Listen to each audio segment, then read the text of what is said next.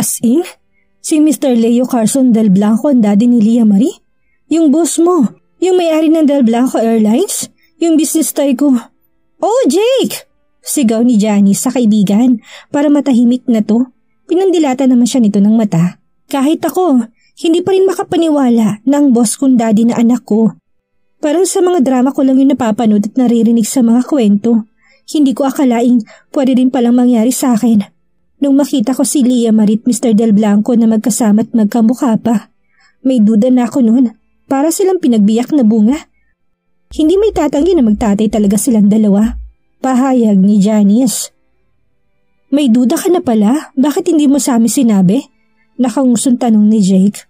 Kagaya nga na sinabi mo, pagdududa pa lang, hindi din ako sigurado. Hello? Si Mr. Del Blanco yun. Hindi ko naman alam na magkaka-interes siya sa kaibigan natin. Baling sa akin ni Janice, napairap naman ako. Sinabi na sa kanila ni Mama kung sinong totoong daddy ni Leah Marie. Kaya pag uwi ko ngayon, pinagtulong-tulungan nila akong dalawa sa kakatanong. Maganda si Marie at attractive. Hindi talaga malayang magustuhan siya ni Mr. Del Blanco. Kaya palang ganda ng lahi niyo. Marina ko napapikit sa mga pinagsasabi nila. Mas pinili kong isekreto muna ang nangyari sa amin ni Sir Leo sa ospital. Baka hindi na nila ako patulugin. Umuwi na muna ako. At si Mama na muna ang nagbantay sa ospital para maiwasan si Sir Leo. Susunod din mamaya si Janice at Jake. 5 araw si Leah Marie mananatili sa ospital para masulit maobserbahan ng mabuti ng mga doktor. Nag-usap na ba kayo ng daddy ni Leah Marie? Anong plano nyo? Usisa ni Janice. Pati si Jake naghihintay ng sagot ko. Hindi pa namin napag-uusapan, basta sinabi ko lang sa kanya na magre-resign na ako sa kumpanya. Kaya niya lang pala ako tinanggap para imbestigahan, sabi ko. Napanganga naman silang dalawa. Ano? Sabay na sigaw nila. So ibig mo bang sabihin, nung gabi may nangyari sa inyo nakilala ka niya? Pero siya hindi mo nakilala? Sunod-sunod tanong ni Jake. Pumapalakpak ito dahil tama ang hula nito, dati't posibleng nakilala ko nung lalaki. Oo, ganun na nga, pinahanap niya daw ako. Kaso hindi niya ako matagpuan at ako naman si Tangang nag-apply sa kumpanya niya. Kaya hayun, nahanap niya kami ni Leah Marie. That's it, paliwanag ko. Kaya pala, ang bilis mong tanggapin sa malaking kumpanya na yun kahit wala kang work experience sa field na pagiging secretary. Patango-tangong sabi ni Janice. Bingo! Sabay na sabi namin ni Jake kay Janice. Pero Maria, nagtataka lang ako. Pwede ka naman yung pabayaan since one night stand lang naman ang nangyari sa inyo. Pero bakit pinaimbestigahan at pinapahanap ka pa niya kung hindi siya naging interesado sa'yo? Napaisip ako sa sinabi ni Janice. Oo nga, pwede niya din namang kalimutan na yon at huwag nang akuin ang responsibilidad niya sa aming mag-ina. Pero bakit? Baka nakokonsensya. Madami na din naman siyang naikamang babae, hindi lang ako nakuhanan niya ng virginity. Hayst, huwag na tayong mag-isip ng negative. Ang importante, hindi siya tumalikod sa responsibilidad niya kay Leah Marie. Hinanap at pinaimbestigahan niya pa si Maria, hindi ba? Maging masaya na lang tayo. Sa totoo lang, ang swerte nga ni Leah Marie kasi isang Del Blanco ang daddy niya at hindi tambay. Ditanya ni Janice. Tama siya. Ang importante, inakaw ni Sir Leo yung responsibilidad niya kay Leah Marie. At nakikita ko sa kanya na gusto niyang bumawi sa 3 taong hindi niya kapiling ang anak namin. Hindi ko siya hinanap, siya ang kusang humanap sa aming mag-ina. Gusto niya talagang maging parte sa buhay ni Leah Marie. Kaya kung tutuusin, sobrang swerte ko. Nagsisi din ako sa hindi ko na siya binigyan ng chance noong una magpaliwanag. Basta na lang ako umalis na walang paalam at gulong-gulo ang isip. Mas iniisip ko ang sarili ko tang sasabihin ng pamilya ko. Hindi ko inisip ang side niya. Kung anong mararamdaman niya. Anong gagawin mo ngayon, Maria? Untag sa akin ni Janice. Humugot ako ng malalim na hininga bago ito sinagot. Bibigyan ko siya ng chance na maging daddy ni Leah Marie. Bibigyan mo din ba siya ng chance? Hindi bilang daddy ni Leah Marie. Since may nangyari sa inyo, hindi naman ata mawawala yung attraction sa pagitan niyo? Singit ni Jake. Hindi, mabilisan kong sagot. Wala naman ako nararamdaman sa kanya kaya bakit pa? Si Leah Marie ang connection naming dalawa. Hanggang dun lang yun, dagdag ko. Hindi na talaga mauulit ang nangyari sa ospital. Hindi ko na hayaang may mangyari ulit sa amin. Sure ka ba? Alalahanin mo sa halik nagsisimula ang lahat? Alalahanin mo din na si Leo Carson del Blanco ang pinag-uusapan natin. May hirapan ka makatanggi sa kanya. Iiling-iling na sabi niya. Napakagat ako sa pang-ibabang labi dahil tamang lahat ng tinura ni Janice. Hindi ko talaga magawang tumanggi sa kanya. Ayos lang yan. Dagdagan niyo ulit si Leah Marie. Total maganda naman ang lahi niyo. Mayaman naman siya kaya kayang-kaya niya kayong suportahan. Binato ka naman ni Janice si Jake. Dahilan para mapanguso to. Maria, alalahanin mo yung hirap na pinagdaanan mo noon.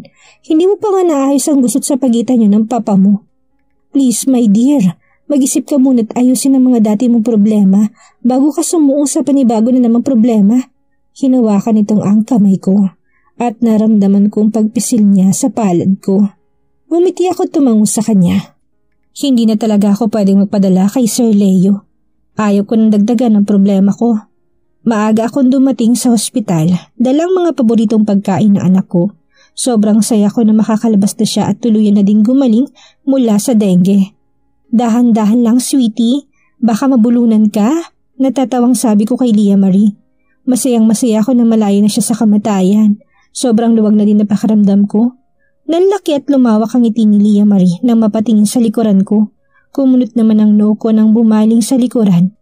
Dumating na pala sa Sir Leo. Daddy! Masiglang sigaw ni Leah Marie. Tumabi naman ako sa gilid ng daluhan ni Sir Leo, si Leah Marie at niyakap ang bata. Are you happy? Pwede na tayo maglaro ngayon. Nakangiting tanong ni Leo kay Leah Marie. Malawak ang ngiti ni Leah Marie na tumango sa daddy niya. Masaya ako para sa anak ko. Si Sir Leo nagtuloy na pagsubo kay Leah Marie na pagkain. Maganang-magana namang sumubo at ngumuya si Leah Marie. Hinayaan ko lang silang dalawa na mukhang nakalimutang nandito ako. Ngayon ko na nakitang ganyan kasaya ang anak ko. Hindi ko akalain ang daddy niya palang makakapagbigay nun sa kanya. Akala ko okay lang sa kanya na ako ang kasama niya. Napaka-selfish ko ata sa anak ko. Kinuha ko isang bote ng mineral water at inabot yun kay Sir Leo. Doon niya lang napansin ang presensya ko. Kinuha niya yun mula sa akin at binuksan sa kanilagyan ng straw. Napasipsip siya doon. Pinasipsip niya doon si Leah Marie ng tubig. Tahimik akong lumabas ng kwarto at nagdesisyong puntahan si Janice sa coffee shop niya. Hayaan ko muna silang dalawang magbonding para mas makilala nila ang isa't isang pinagkait ko. Pinara ko taxi sinakyan ko sa tapat ng coffee shop ni Janice. Etong una kong nakapunta dito kaya hindi ko mapigilang purihin ang kaibigan.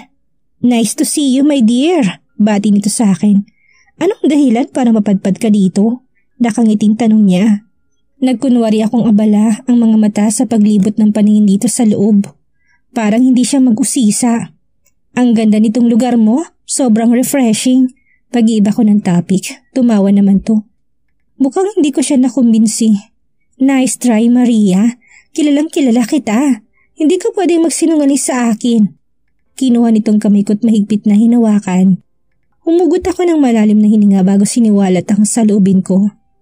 Naging masama ba akong anak kay Leah Marie Janice? Ngayon nakikita ko sobrang saya niya habang kasamang daddy niya. Hindi ko mapigilang hindi mapaisip. Siguro, naging selfish ako sa kanilang dalawa. Una, hindi ko binigyan ng pagkakataon ng daddy niya. Pangalawa, nilayo ko si Leah Marie sa kanya. Kaagad na naglandas ang luha ko sa pisngi. Maria, huwag mo pahirapan ang sarili mo, okay? Nandun ako. Saksi ako sa paghihirap mo. Tama lang ang ginawa mo. Gulong-gulo ka na mga oras na yon dahil pressured ka sa mga magulang mo.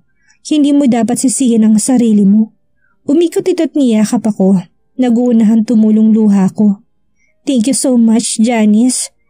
Kayo talaga ni Jake ang sumasalo sa akin kapag nahihirapan ako ng ganito. Utas ko. Humugot naman ito ng malalim na hininga. Maria, for better or for worst, tandaan mong kasama mo kami. Kakampi mo kami at hindi ka namin iiwan. Nakangiting sabi nito. Speechless talaga ako sa sinabi ni Janice. Mula pa noon, palagi sila nakasuporta sa akin ni Jake. Tinutulungan nila akong bumangon sa tuwing nadadapa ako. Pwede ba akong tumulong dito? Para naman malibang at ma-relax ako? Tanong ko sa kanya. Halos hindi ako makatulog kagabi kakaisip ng kung ano-ano. Siguradong kapag hindi ko nailibang ang sarili ko'y mahuhulog naman ako sa malalim na pag-iisip. Ako pa naman yung taong nagkakasakit kapag nai-stress. Ngayon nga masakit na tong ulo ko. Sure, ngayon ang labas ni Leah Marie sa ospital. Sigurado kang hahayaan mo muna silang mag-amang mag-bonding? Usisa niya. Oo, hahayaan ko muna si Leah Marie kay Sir Leo. Nakikita ko naman ang dedication niya na alagaan ng anak ko. 3 taon silang hindi nagkita at ngayon lang nagkasama kaya gusto kong mapalapit ang loob nila sa isa't isa. At saka kita ko naman kay Sir Leo, nasabik na sabik siya sa bata. Ganon din naman si Leah Marie sa kanya, pahayag ko. Idinantay nito ang kamay sa balikat ko't mahina yung tinapik. Patunay yan na hindi ka selfish na Nanay Maria, sambit niya. Napangiti naman ako. Baka masyado lang ako nag-isip ng kung ano-ano. Dinukot kong phone ko sa bag at denial ang number ni Mama. Muntikon ko pa ito makalimutang hindi tawagan. Mama, bakit hindi kayo nagsabi sa akin uuwi ka? Bungad ko nang sagutin itong tawag ko. I'm sorry my dear, walang katulungan papa mo dito sa asyenda kaya umuwi ako kaagad. Paliwanag nito. Okay Mama, pakasabi kay Papa na namimiss ko na siya. Bye Mama, kisses. Hinalikan ko pa ang phone ko. Bago'y binaba ang linya. Nakita ko naman ang pag-iling-iling ni Janice. Sana magkaayos na kayo ni Tito no? It's been a long year. Pero hindi pa rin naaayos ang gusot sa pagitan nyo. Pahayag ni Janice. Mapait naman ako na pangiti. I hope so. Sana maayos ko na ang relasyon namin ni Papa. I missed him so much. Sobrang bigat sa loob ko na hanggang ngayon masama pa rin ang loob niya sa akin. Yung matagal kong pinaghirapan na palagi siyang pasayahin at maging proud sa akin.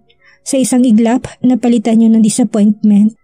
Ngayon na nanay na din ako, alam ko na yung nararamdaman nila Mama at Papa. Nung mabuntis ako ng maaga at wala pang tatay. Kahit ako, ayaw ko mangyari yun kay Leah Marie. Kahit ganun ang nangyari sa akin, wala akong pinagsisisihan. Sobrang saya kong pinanganak ko si Leah Marie. Lalo nung makarga ko siya at nahagkan. Yun lang ang bagay na naalala ko naging masaya ako sa buong buhay ko. Pumesto ako sa counter.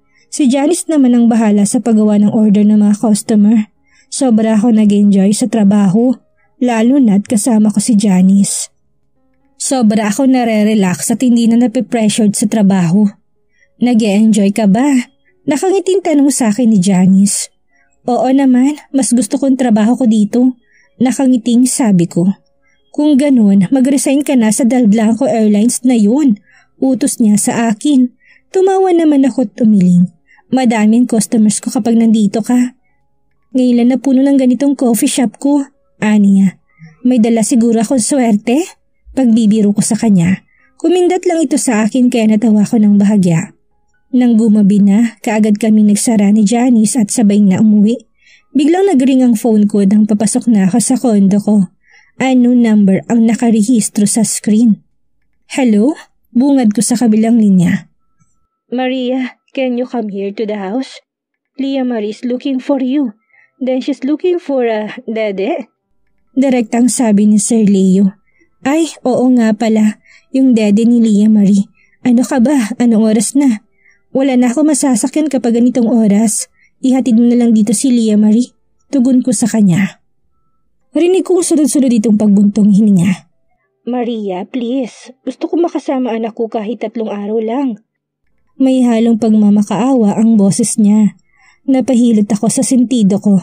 Pinuntahan ko si Janice at hiniram ang susi ng kotse niya. Madami itong gustong itanong sa akin pero hindi na ito nag-usisa. Nang makako ako sa kanyang ipapaliwanag ko sa kanya ang nangyayari. Dumiretso ako sa unit ko at kinuha ang gatas ni Leah Marie para hindi na ako bumili. Hello Maria, are you still there?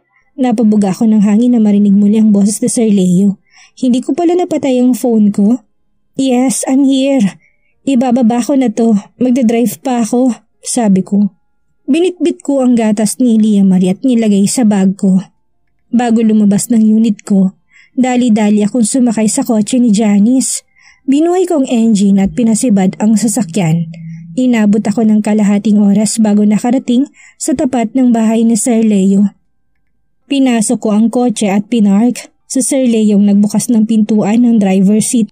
Huminga ako ng malalim bago lumabas at hinarap ito. Nasaan ang anak ko? Agad na tanong ko't nauna nang naglakad kaysa sa kanya.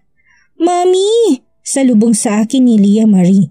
Niyakap ko to't buong lakas na kinarga. Are you okay, sweetie? Usisa ko. I'm fine, Mommy, sagot niya. Binalingan ko naman si Leo na nasa likuran ko. Tumabi ito sa akin at kinuha si Leah Marie. Siya nang nagbuhat sa bata papasok sa loob ng kabahayan. Dumiretso ako sa kusina para ipagtimpla si Leah Marie ng dada. Mula dito inatanaw ko silang umupo sa sofa at nanonood ng cartoons sa malaking TV. Nagmatcha ako papunta sa direksyon nila habang sinishake ang bote ng dede ni Leah Marie. Binuhat ko to at pinahiga saka sinalang sa bibig niya ang nipol. Umupo ako sa tabi ni Sir Leo habang nasa mga bisig ko si Leah Marie na tahimik na dumidede. Pagkatapos maubos ni Leah Marie ang isang bote ng gatas, kaagad itong nakatulog. Si Sir Leo ang nagbuhat sa kanya papunta sa room niya. Nagulat ako nung una na may room na nakahanda si Leah Marie pero pakialam ko ba? Mabuti nga't naisipan niya. Mukhang pinasadya niyang ipagawa ang room na to. Maria, tawag sa akin ni Sir Leo. What? Inayos kong pagkakapatong ng kumot kay Leah Marie bago ito hinarap. Mag-usap tayo. Tungkol naman to sa anak natin. Please, tulungan mo akong alagaan siya. Pinigilan kong mag-react nung banggitin niya ang salitang anak natin. O sige, pahingi ako ng papel at ballpen. Nagtataka naman siyang tumingin sa akin. Anong gagawin mo doon? Usisa niya. Ililista kong ayaw at gusto ni Leah Marie. Para yun na lang ang susundin mo sa 3 araw na hihingi mo sa akin na dito siya sayo. Litanya ko. Nagliwanag naman ang mukha nito. So pumapayag ka na sa akin muna si Leah Marie? Kahit 3 araw lang? Tanong niya sa akin. Oo, maikling sagot ko. Dali-dali naman siyang lumabas. Hindi naman ito nagtagal at bumalik din kaagad dalang mga hinihingi ko. Sa dining kaya tayo mag-usap, baka magising si Leah Marie. Suwestiyon niya. Pumayag naman ako. Siya ang unang naglakad patungo sa dining habang nakasunod naman ako sa kanya. Hindi ko maiwasang humanga sa likod nito. Malapad ang balikat niya katulad ng ibang mga lalaking nakikita ko sa men's magazine. Favorite niya ang sinigang, adobo at fried chicken. Sabi ko na makaupo ako sa upuan. Umupo naman ito sa harapan ko. Binaba kong papel at nilistang mga sinabi ko. Tahimik ako naglilista habang nakatingin naman siya sa akin. Binigay ko sa kanya ang papel nang matapos ako siya ang nagbasa. Tama ba tong sinusulat mo? Allergy sa peanut? Kunot nung tanong niya. Tumango naman ako at bimuntong hininga. Allergy ka ba sa peanut, Maria? Hindi ako allergy sa peanut kaya baka sa'yo niya nakuha. Baling niya sa akin. Tumikim ako tumango. Maamoy ko lang ang peanut, nagkaka-allergy attack ako. Kaya sa kanya naman yun, sabi ko. Tandaan mong mahabang listahan na ibibigay ko sa'yo. Baka makalimutan mo yan, dagdag ko pa. No, madali lang itong isaulo. Buong kumpiyansang sabi niya habang nakatingin sa papel at isa-isang binabasang mga nakasulat doon. Late na, kailangan ko na umuwi, ikaw nang bahala sa anak ko. Tawagan mo na lang ako kapag may kailangan siya. Tumayo na ako sa kinuupuan ko at hindi na hinintay ang sagot niya. Maria, will you just sleep here tonight? Put Leah Marie next to you. She might cry when you leave. Sir Leo begged me.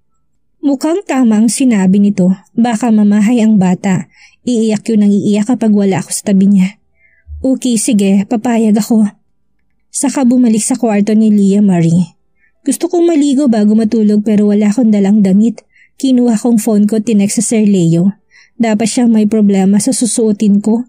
Buong maghapon akong nasa coffee shop ni Janice. Ayaw kong tumabi kay Leah Marie, hindi naligo. Nangangati si Leah Marie kapag ganon. Masyadong sensitive ang balat niya. Nagtungo ako sa pinto ng may kumatok. Siya na siguro yan. Dali-dali ko tong binuksan at inabot sa akin na Sir Leo ang damit na kailangan ko. Eto ang susuotin ko? Tanong ko sa kanya nang makita ang t-shirt at pajamang pagmamayari niya. Wala namang babae dito kaya malamang damit ko lang ang may offer ko sa'yo. Huwag ka nang maarte. Suotin mo na yan. Good night. May trabaho pa ako. Litanya niya saka ako tinalikuran at tiniwan. Tss, singhal ko sa kanya bago sinara ang pinto. Hindi ako maarte, nagtatanong lang kung sure siyang ipapasuot niya sa akin ang damit niya.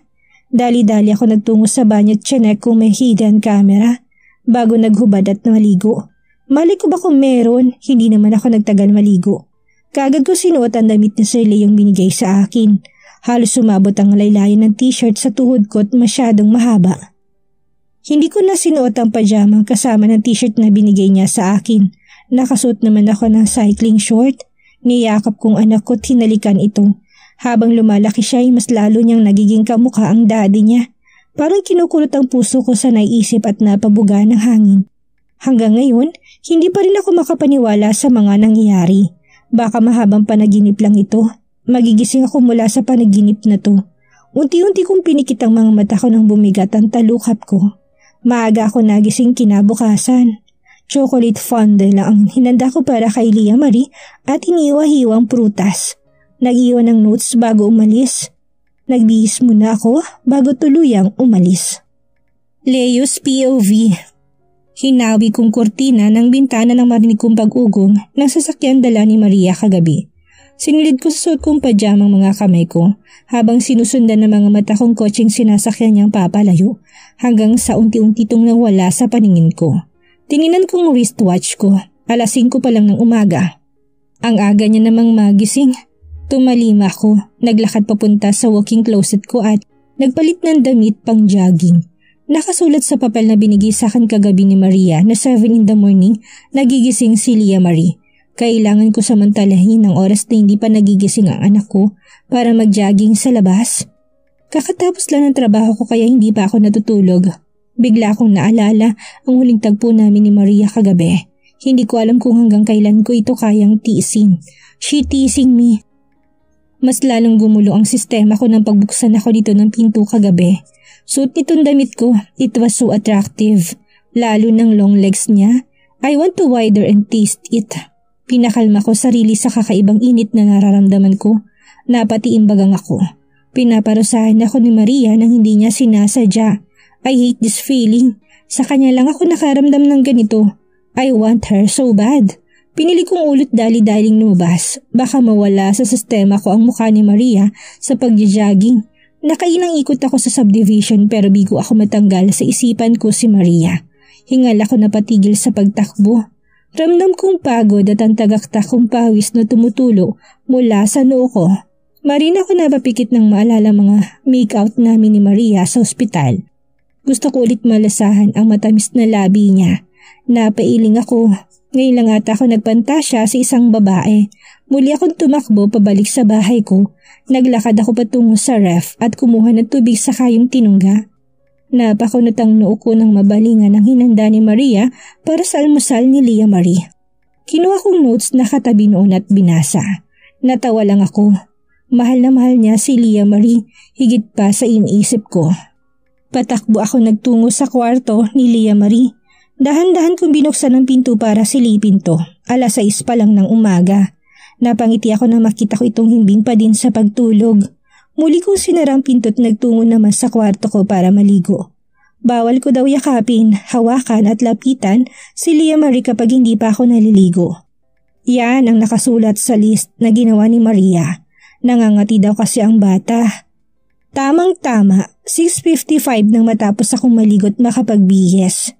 Good morning, sweetheart. Masayang bati ko sa kanya. Ngumiti din ito nang makita ako. Good morning to daddy. Masiglang bati niya. Parang kinurot ang puso ko. Hindi ko akalaing darating ang umaga na to. Nababatiin ako ng anak ko. Sobrang sarap pala sa pakiramdam. Kinuha ko siya at kinarga.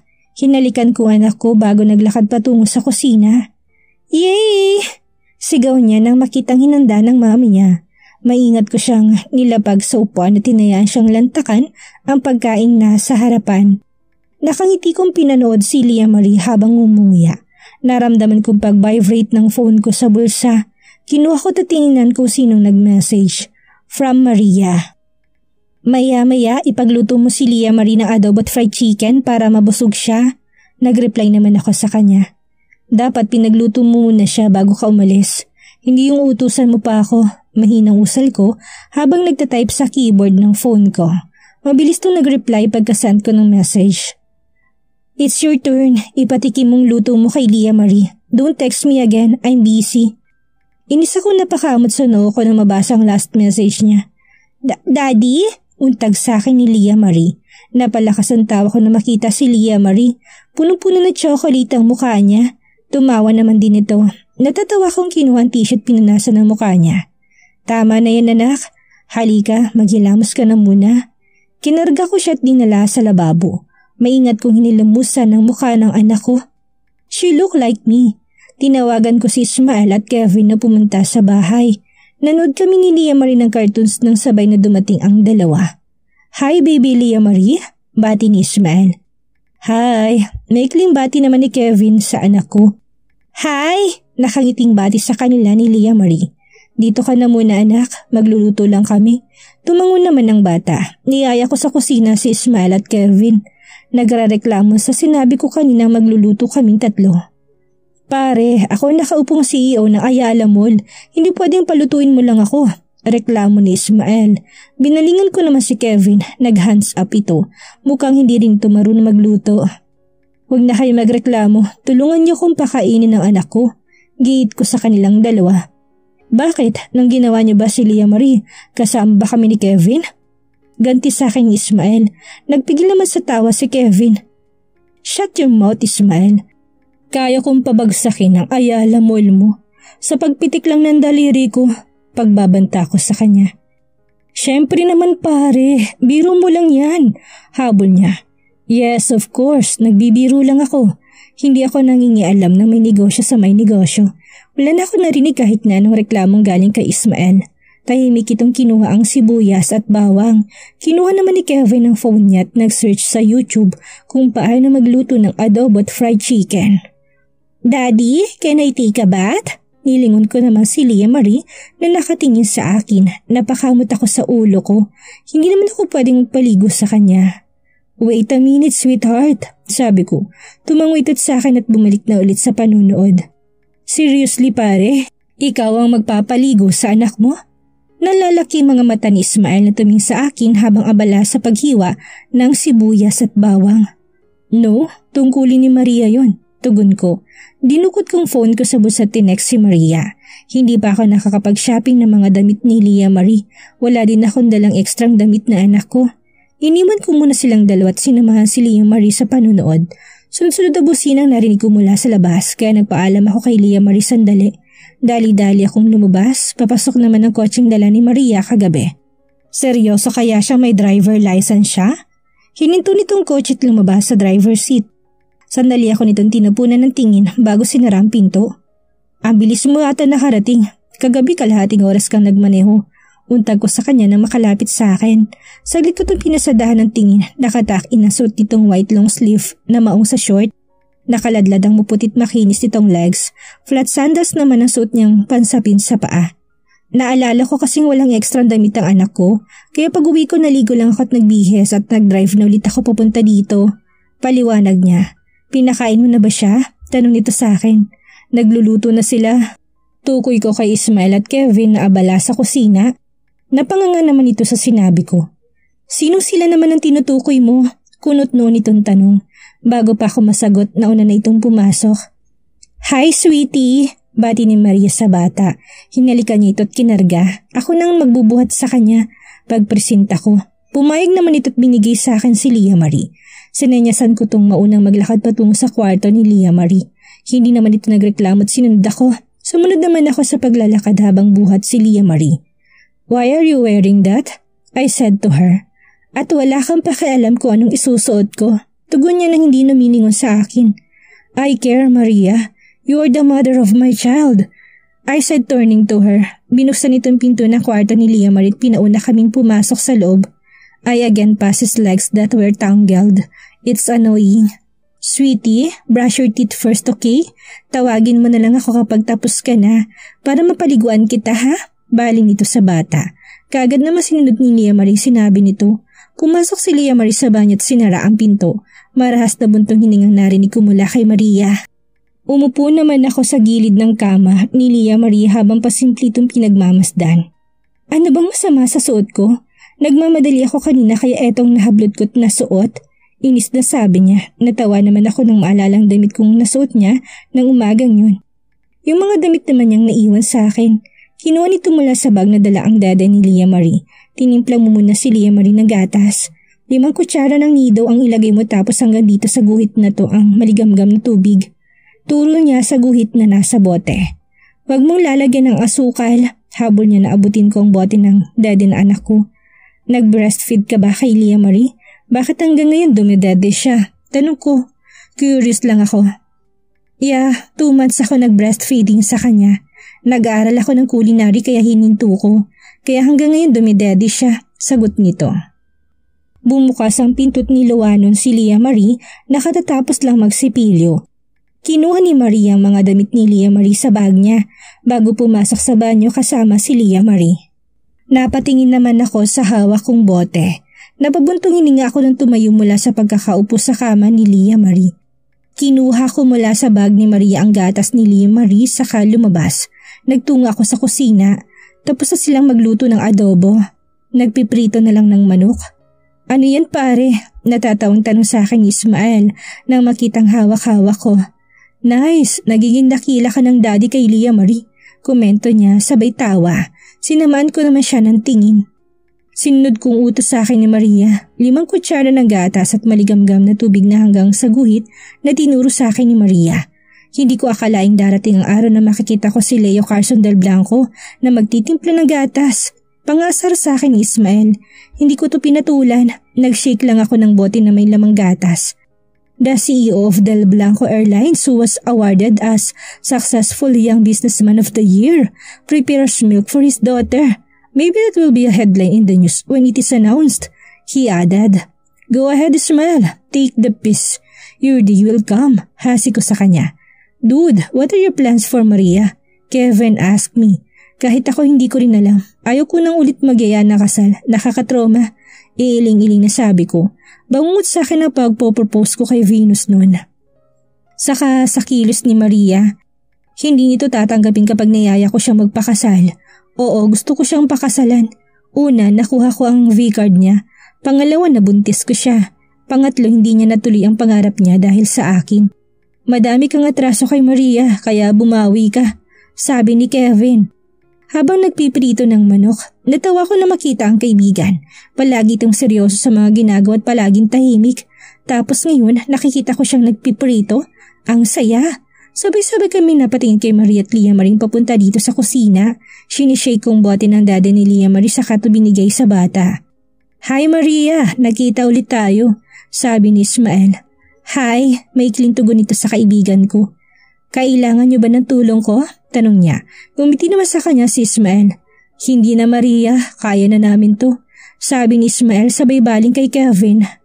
Na kay Maria din ang tingin at kailangan pang tumingin si Kevin sa mukha ng babae. Magsasalita sana ako ng hawakan ni Leah Marie ang kamay ko habang dumidede sa bote. Hinawakan ko si Leah Marie at kinarga. Tinikman ni Maria ang adobo na ubuitot na panguwi. Ang alat! Komento niya.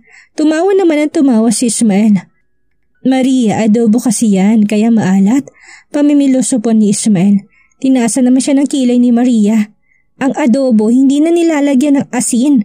Baka gusto mong bagoong ang maluto mo't hindi adobo? Ganti dito ni Maria.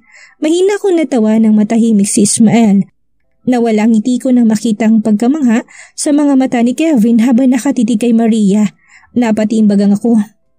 Kevin, kamusta ang pagprito mo? Untag ko kay Kevin. Doon lang siya natauhan at tinuloy ang ginagawa. Nakakainis.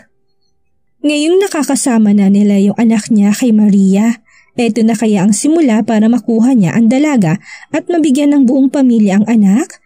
At si Maria, magkaroon kaya ng puwang sa puso niya sa Leo? Yan ang ating aalamin sa susunod nating kabanata.